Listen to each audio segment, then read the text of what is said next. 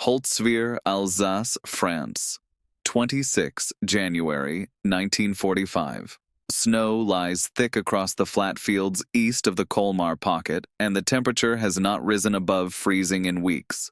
A young American officer, barely into his 20th year, stands alone in an orchard as the tree line behind him empties of his own men. Ahead of him, through the drifting fog and powder smoke, 6 German tanks are grinding forward across the frozen ground, and behind them, spread wide in the classic pattern of an infantry assault, comes somewhere in the region of 250 German soldiers. He has just ordered his company to fall back into the woods. He has stayed behind.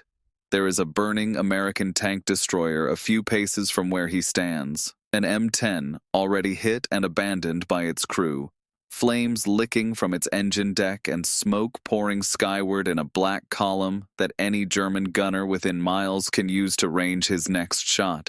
Ammunition inside it will not last forever before something worse than fire happens. The sensible thing, the survivable thing, is to keep moving back with the rest of Company B. Instead, the young lieutenant climbs onto the deck of the burning vehicle, settles himself behind its .50 caliber machine gun, and begins to fire directly into the advancing German line. His name is Audie Leon Murphy, and by the standards of almost any army in history, he should not be here at all. He is small for a combat officer, 5'5" and slight enough that recruiters had turned him away more than once for looking too young and too slender to carry a rifle. He is a Texan sharecropper's son who left school in the 5th grade, who taught himself to shoot squirrels and rabbits to keep his family fed after his father walked out, and who has spent the better part of 2 years fighting his way from the beaches of Sicily through Anzio, through the invasion of southern France, into the freezing hills of the Vosges. Within the next hour, standing on a vehicle that could explode beneath him at any moment, wounded and alone, he will do something that will make him the most decorated American combat soldier of the entire war. What happens next at Holtzwihr is not a legend built up over decades of retelling. It is documented in his Medal of Honor citation, in the accounts of the men who watched from the tree line, and in the German dead left in the snow. It matters because it is one of those rare moments in military history where the official record and the extraordinary claim are, by every available account, the same thing. By January 1945, the war in the West had entered a phase that few on the Allied side had expected even a month earlier. The German offensive through the Ardennes, launched in the freezing dark of December 16, 1944, had punched a bulge more than 50 miles deep into Allied lines before it was finally halted and thrown back. Further south, in Alsace, a second and less famous German effort was underway. Hitler had ordered Army Group Oberrhein and the 1st and 19th Armies to hold and, where possible, expand a stubborn pocket of German-held territory around the city of Colmar on the west bank of the Rhine. This Colmar Pocket, roughly 30 miles across and defended in depth, had resisted repeated Allied attempts to eliminate it since the previous November. For the ordinary infantryman of the American 7th Army tasked with grinding this pocket-down village by frozen village, the fighting had none of the drama of a great breakout and all of the grinding attrition of the worst days of the First World War. The specific problem facing the 3rd Battalion of the 15th Infantry Regiment, part of the 3rd Infantry Division, in the last week of January was straightforward and desperate. Company B, roughly 120 men at full strength but reduced by weeks of casualties to a fraction of that number, had been ordered to hold a position near the small Alsatian village of Holtzwihr, a scattering of farm buildings and orchards on flat, open ground with almost no natural cover. Flat ground favored the attacker with armor and the defender with almost nothing. The nearest significant American reserves were some distance to the rear. Artillery support existed, but calling it in accurately, in conditions of poor visibility and rapidly shifting front lines, depended entirely on a forward observer staying alive long enough to keep directing fire. The German force assembling to retake the position was not a probing patrol. Estimates place it at 6 tanks, believed to be a mixture of Mark IV and possibly heavier armor, supported by an infantry force numbering close to 250 men, a substantial concentration for what the German High Command clearly intended as a serious local counterattack, rather than a diversion. Company B's own supporting armor had already been reduced to a single M10 tank destroyer, and even that was knocked out early in the German assault, its crew forced to abandon it, burning in the open ground between the American line and the advancing enemy. The wider Colmar operation depended on a string of small, exhausted units, like Company B, holding forward positions long enough for reinforcement and reorganization to arrive from the rear. Winter itself was almost as dangerous an adversary as the German army. Trenchfoot and frostbite had already thinned American ranks across the Vosges front that January. Snow slowed resupply and obscured visibility, and the flat, hedgeless farmland around Holtzwihr offered defenders almost nothing to work with beyond a thin tree line and whatever shallow scrapes the frozen ground allowed. With the position on the verge of being overrun, Murphy, then a 20-year-old second lieutenant commanding the company, made the decision that would define the rest of his life. He ordered the remnants of his men back into the cover of the woods, roughly 150 meters to the rear, where they could regroup and, if necessary, prepare a fallback position. He himself did not go with them. Field telephone in hand, he remained forward, close enough to the German advance to direct artillery fire onto their own positions with an accuracy that would have been impossible from further back, excepting that the barrage he was calling down was landing perilously close to where he stood. What Murphy did next has been described so often in American popular memory that it risks sounding like invention, and yet it is corroborated in its essentials by his citation and by the testimony of the men watching from the tree line. With his own position becoming untenable and the burning M10 sitting abandoned nearby, he climbed onto its rear deck, ignoring the very real possibility that its fuel or remaining ammunition could detonate beneath him at any moment, and took hold of its mounted 50 caliber Browning machine gun. From a position with no armor, no cover, and a column of smoke marking his exact location for every German soldier and tank gunner within sight, he began to fire directly into the advancing infantry. He continued to call artillery corrections by field telephone with one hand while firing the heavy machine gun with the other, an arrangement that by any normal standard of combat effectiveness should not have been possible for one man to sustain. The 50 caliber Browning is not a light weapon.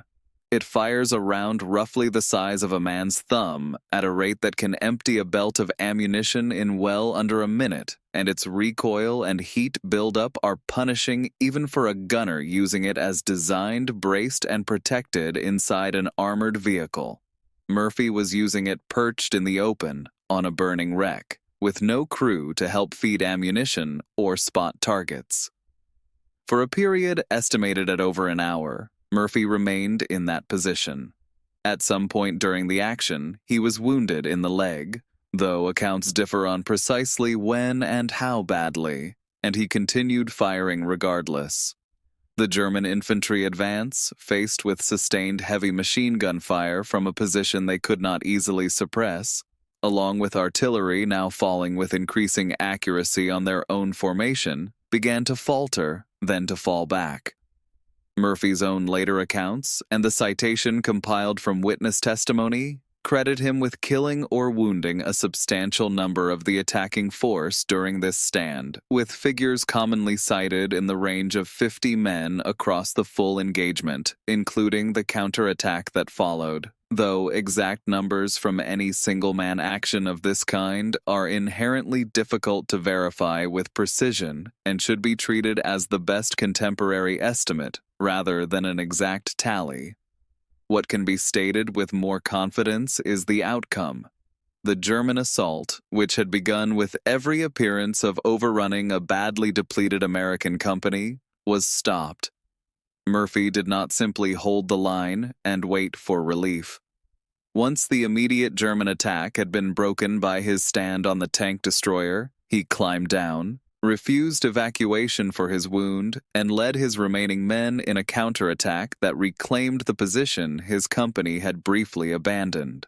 Divisional and regimental accounts, compiled in the days following the action, form the basis of the Medal of Honor citation later approved for Murphy, a document that remains the single most authoritative record of what took place at Holtzwihr, given that so much of the engagement was witnessed by a limited number of men from a distance, in poor winter visibility, at a moment when survival rather than observation was everybody's first concern. It would be dishonest to pretend every detail of that hour is beyond dispute. What is not in dispute is that a badly outnumbered American position held, that the German attack was repulsed, and that one young lieutenant was, by every surviving account, the reason it did. If you are finding this interesting, a quick subscribe helps more than you know, and there is a great deal more to Murphy's War still to come. Holtzwihr was not an isolated flash of heroism in an otherwise ordinary war record. It was, in a sense, the culmination of a pattern that had been building since Murphy's first combat landing at Sicily in July 1943.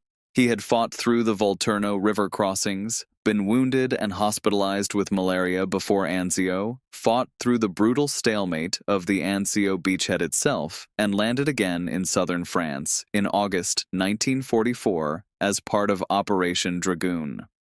By the time he reached the Vosges Mountains in the autumn of 1944, he had already been awarded, among other decorations, the Distinguished Service Cross, 2 Silver Stars, and 2 Bronze Stars for valor, an unusually dense concentration of awards for a soldier not yet 20 years old.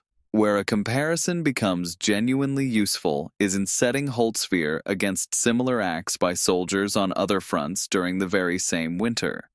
Only a few weeks earlier, during the opening days of the Battle of the Bulge further north, Master Sergeant José Lopez had single-handedly held off a German infantry attack with a heavy machine gun near Krinkelt, Belgium, buying time for his company to withdraw and for a defensive line to form, an action for which he, too, received the Medal of Honor. Around the same period, Private First Class Francis Curry used a bazooka and anti-tank grenades near Malmedy to force several German tank crews to abandon their vehicles under fire.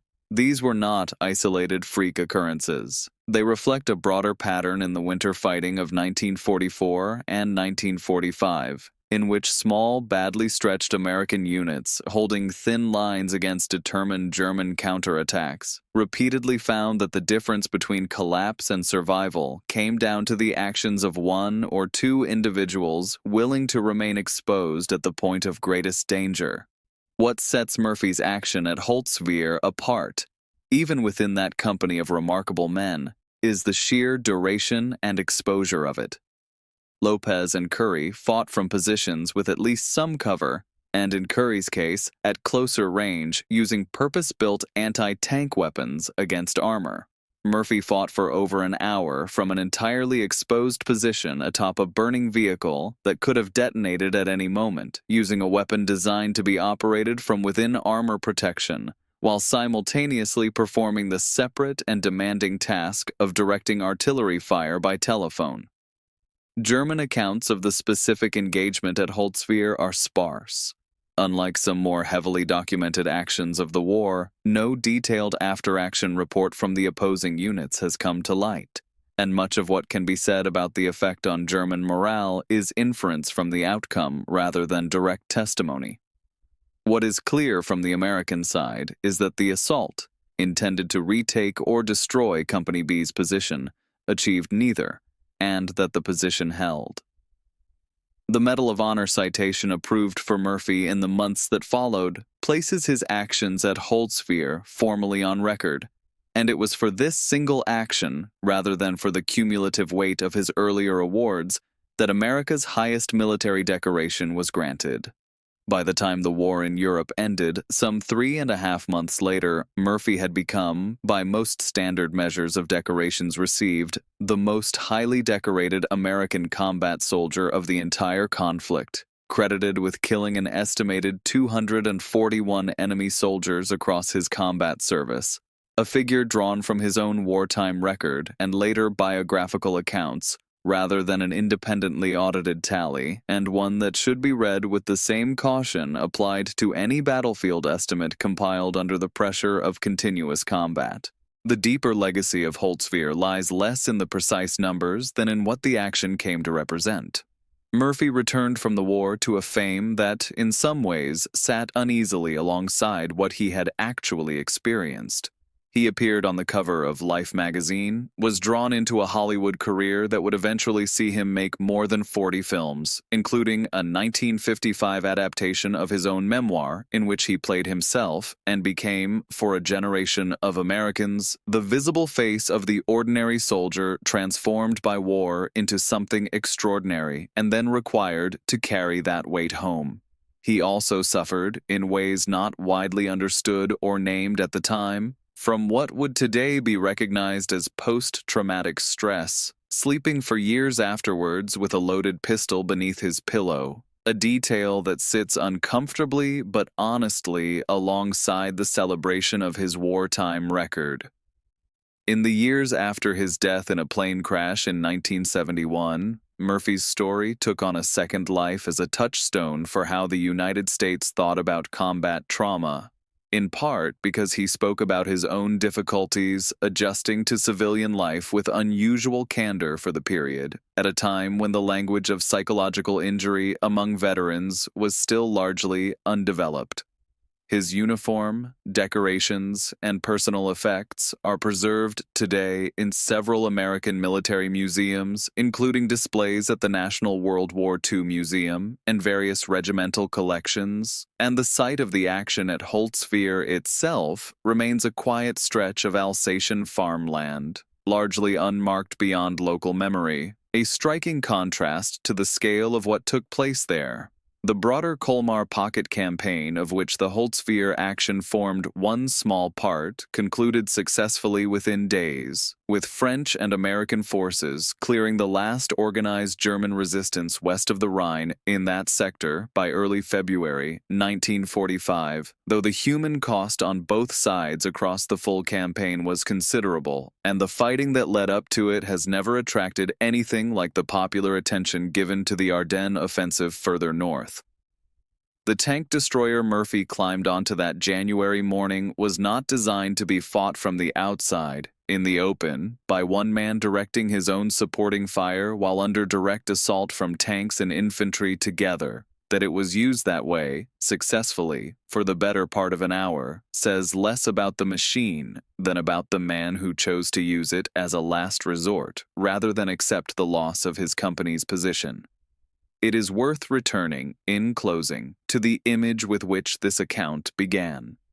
A slight, 20-year-old Texan, alone on a burning wreck in a frozen French orchard, smoke marking him out to every enemy gun in range, a field telephone in one hand and a machine gun in the other. Everything sensible about survival argued for him to be somewhere else. He was not. For a little over an hour, his was the only sustained resistance standing between roughly 250 German soldiers, 6 tanks, and an American company that had already begun to fall back. The assault broke, the position held. He climbed down, refused to leave the field, and led the counterattack that took it back properly. There would be more war after Holtzwihr, more decorations, more years of fame and difficulty that followed him home to a country that did not always know what to do with the young men it sent to war and then called heroes.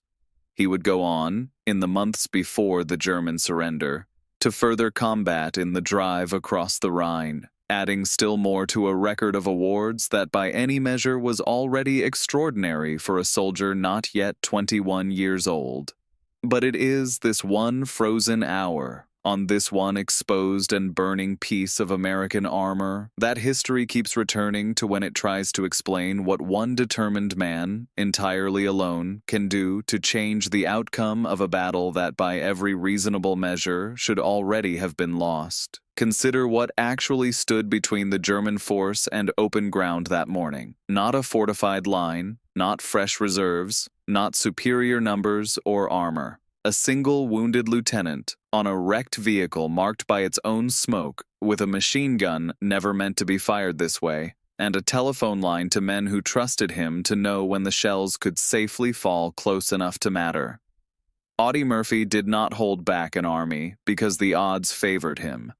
He held it back because he refused to accept that they did not.